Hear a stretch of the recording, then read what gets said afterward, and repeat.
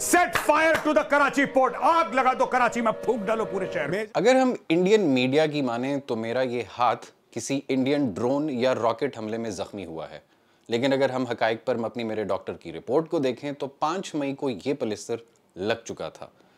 India की miss information और disinformation जो हालिया दिनों में पूरी दुनिया ने देखी वो कोई नई बात नहीं है। मैं आपके सामने स्टैटिस्टा की पिछले साल की रिपोर्ट रखने जा रहा हूं जिसमें इंडिया पूरी दुनिया में मिस इन्फॉर्मेशन और डिसइन्फॉर्मेशन के लिहाज से पहले नंबर पे है।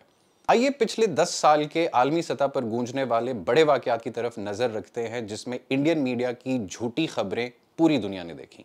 2024 के आखिर में भारतीय मीडिया ने दावा किया कि बांग्लादेश में हिंदू अक़लियत को मुनज़्ज़म तरीके से निशाना बनाया जा रहा है। मसलन कोलकाता में एक जुलूस की वीडियो को बांग्लादेश में मजहबी तशद्दुद का वाकया करार दिया गया। बांग्लादेशी हुकूमत और फैक्ट चेकर्स ने इन दावों को बेबुनियाद करार दिया।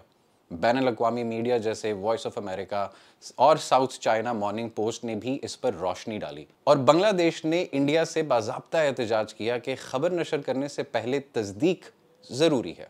2023 में इंडियन मीडिया ने एक तस्वीर वायरल की जिसमें एक कब्र पर ताला लगा हुआ था और यह दावा किया गया कि पाकिस्तान में बेटियां मरने के बाद भी महफूज नहीं, इसलिए वालिदैन कब्रों पर ताला लगा रहे हैं। बाद में पता चला कि यह तस्वीर दरअसल इंडिया के शहर हैदराबाद की थी, जहां एक पुरानी कब्र को दोबारा इस्तेमाल होने से रोकने के लिए ताला लगाया गया था। इस झूठे दावे पर पाकिस्तानी मीडिया ने सख्त रद्द-ए-अमल दिया और इसे इंडिया की जानिब से पाकिस्तान को बदनाम करने की कोशिश करार दिया। 2023 में ही इंडियन मीडिया ने यह दावा किया कि चीन ने नेपाल की सरजमीन पर कब्जा कर लिया है और नेपाल की वजारत ज़राअत की एक रिपोर्ट का हवाला दिया। नेपाल की हुकूमत ने फौरी तौर पर इस खबर को जाली करार दिया, कहा कि ऐसी कोई रिपोर्ट मौजूद ही नहीं। चीन की वजारत खारजा ने भी इन खबरों को मुकम्मल झूठ कहा। यह वाकया नेपाल और इंडिया के दरमियान मीडिया सतह पर कशीदगी का बायस बना और बैनुल-अक़वामी मीडिया में भी इस पर बात हुई। 2020 में इंडियन मीडिया ने यह दावा किया कि नेपाली वजीर आज़म चीन के एजेंडे पर काम कर रहे हैं। इन दावों की बुनियाद कुछ तस्वीर और अफवाहों पर थी।